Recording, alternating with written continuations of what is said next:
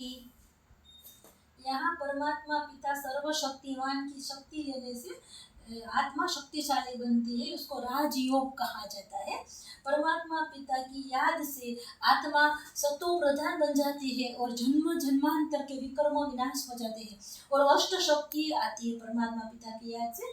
पहली है सहन शक्ति, दूसरी है समाने की शक्ति, तीसरी परखने की शक्ति, निर्णय शक्ति, सामना करने की शक्ति, सहयोग शक्ति, विस्तार को संकीर्ण करने की शक्ति और समेटने की शक्ति। ये अष्ट शक्तियाँ परमात्मा की याद से आती है। तो परमात्मा की याद से अष्ट शक्तियाँ आती है।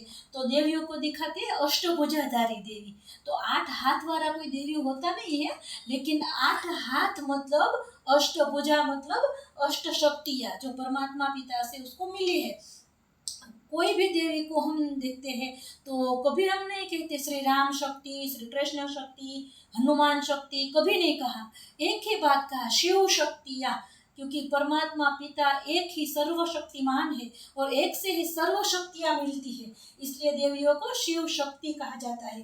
तो परमात्मा की याद किसको आती है? तो सबसे पहले तो हमारा उसके साथ कोई संबंध होना चाहिए। कुछ संबंध होता है किसी के साथ तो हमें उसकी याद आती है।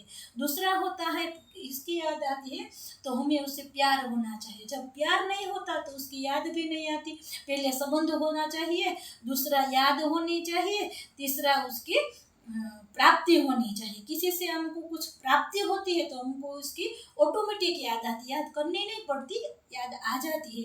तो सबसे पहले हम परमात्मा से सर्व संबंध जोड़े।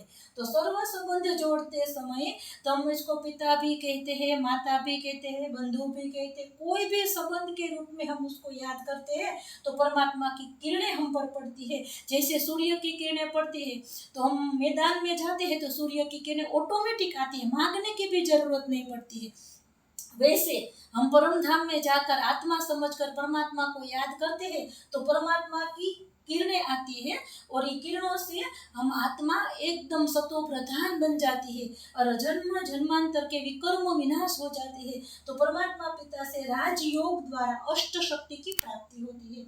तो परम पिता परमात्मा जब धरा पर आते हैं तो सबसे पहले राजयोग सिखाते हैं कि तुम आत्मा हो और मैं तुम्हारा पिता हूँ। जैसे सूर्य की किरणें पड़ती है तो कागज रखते हैं तो कागज जलता नहीं है, लेकिन कागज के ऊपर जब हम लेंस रखते हैं तो थोड़ी देर में सभी किरणें एकत्रित होती है और कागज जलकर भस्म हो जाता है। वैसे ही जब परमात्मा की याद में लीन हो जाते हैं, परमात्मा की याद से, परमात्मा की किरणों से हमारे अंदर, आत्मा के अंदर जो खाद है, जो विकारों रूपी खाद है, तो सभी विकारों विनाश हो जाते हैं। तो कैसे विनाश होते हैं? परमात्मा की लाइट से, क्योंकि परमात्मा को सूर्य समान कहा जाता है, सर्वशक्तिमान है। तो सर्वशक्तियाँ आने से आत्मा सतो प्रधान बनती है और राजयोग द्वारा आत्मा राजा बनती है। कर्मेंद्रियों को चलाने की शक्ति होती है आत्मा के अंदर।